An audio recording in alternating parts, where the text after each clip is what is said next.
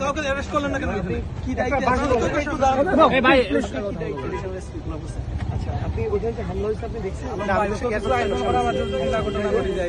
আসলে কি ভাই একটা জিনিস আমি জানি না আসলে আপনাদের নির্দেশনা কি, কিন্তু ওইখানে তো অনেক বড় একটা ফোর্স ছিল আপনাদের। আমি ইভেন দেখলাম APBN এর ডেভেলপমেন্ট ছিল, তারপরও যেভাবে হামলা হয়েছে পিছনে গ্লাসটা সব ভেঙে গেছে আমার গাড়ি।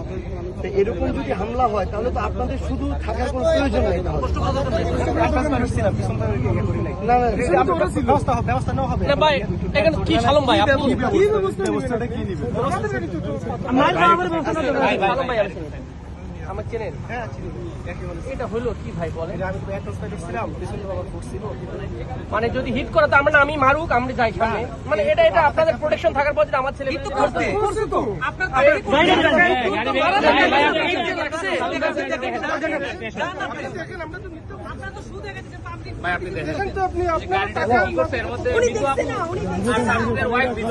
মানে প্রধানমন্ত্রীর ওয়াইফের শুধু নিরাপত্তা, ওনাদের ওয়াইফের নিরাপত্তা নাই।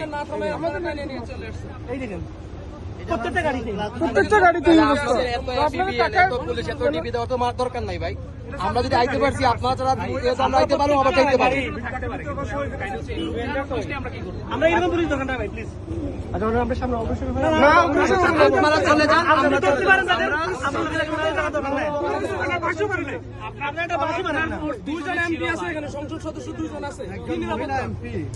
এটা তার মাথায় লাগলো তো তার জীবনে শেষ। মহিলা এমপির গাড়ি, দুইজন সংসদ সদস্যের গাড়ি। আপনারা চলে যান, আমরা আমাদের দায়িত্বে চলে যান। মাদের কেমন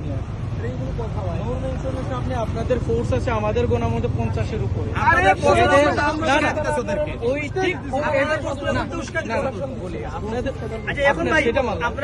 আপনাদের এই সামনে থেকে মাইর খাই, আপনারা টাকা পয়সা আমরা মাইর খাই, তাহলে আপনার টাকা দরকার নাই।